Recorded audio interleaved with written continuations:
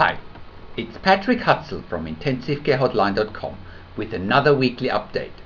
In this week's blog, I want to show you and I want to give you permission to be more selfish if your loved one is critically ill in intensive care. If your loved one has been admitted to intensive care, the last thing on your mind is usually yourself and your needs. The whole world appears to revolve around your critically ill loved one and their needs. But guess what? What about your needs? What about the stress that you're going through? It's bad enough that your critically ill loved one is in intensive care and requires treatment there. But you don't need to put more than your heart and soul into supporting your critically ill loved one in intensive care. And I'm all for holding hands and talking to your loved one, even if he or she is in an induced coma. It certainly helps your loved one hearing a familiar voice throughout their stay in intensive care. However, one of the biggest mistakes family members of critically ill patients in intensive care make is that they don't look after themselves properly during this stressful and overwhelming time whilst their critically ill loved one is in intensive care. And guess what? This is one of the biggest mistakes that you can make, and you're not only harming yourself and the rest of your family, you're also harming your loved one who's critically ill if you're not more selfish. It's okay to be more selfish whilst your loved one is critically ill in intensive care. And why is it okay? It's okay because even though it's counterintuitive to be more selfish whilst your loved one is critically ill in intensive care, you need to be more selfish to be able to give more of yourself during the times when you are with your critically ill loved one in intensive care. Your critically ill loved one can feel your positive or also feel your negative vibes coming from you, depending on your emotional state when you are with your loved one in intensive care. And you will give positive vibes off if you have been looking after yourself and if you have been more selfish, and you will give negative vibes from you if you haven't been looking after yourself. Your critically ill loved one will feel whether you send positive or negative vibes from you, even though he or she is in an induced coma. Many families of critically ill patients in intensive care make some big mistakes that they are unaware of, and they generally spend too much time with their critically ill loved one, and they spend day and night in intensive care, only to find that they're running out of fuel, energy and out of steam very fast. Don't make that mistake and be more selfish. Treat yourself well and go for a massage, go for a coffee and do whatever makes your world go round in order to feel good. Make sure you get a good night's sleep. It can make all the difference.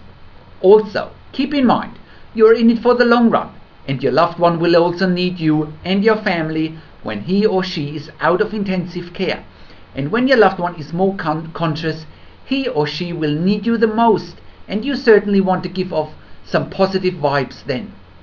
And you can only be positive, strong and feeling recuperated if you have been selfish.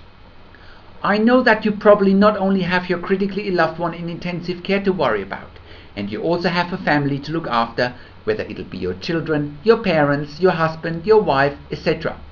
So you certainly don't live in a vacuum. But take your time to be more selfish, and then you'll feel so much better and stronger to deal with whatever this difficult and challenging situation is throwing at you, at your family, and at your critically ill loved one in intensive care.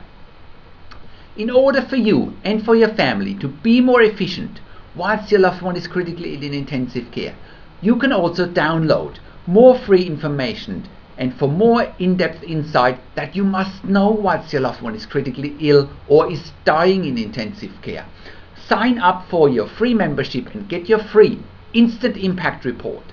In your free Instant Impact Report, you'll learn how to speak the secret intensive care language so that the doctors and the nurses know straight away that you are an insider and that you know and understand what's really happening in intensive care. In this free report, you'll also discover how to ask the doctors and the nurses the right questions, how to eliminate fear, frustration, stress, struggle and vulnerability, even if your loved one is dying.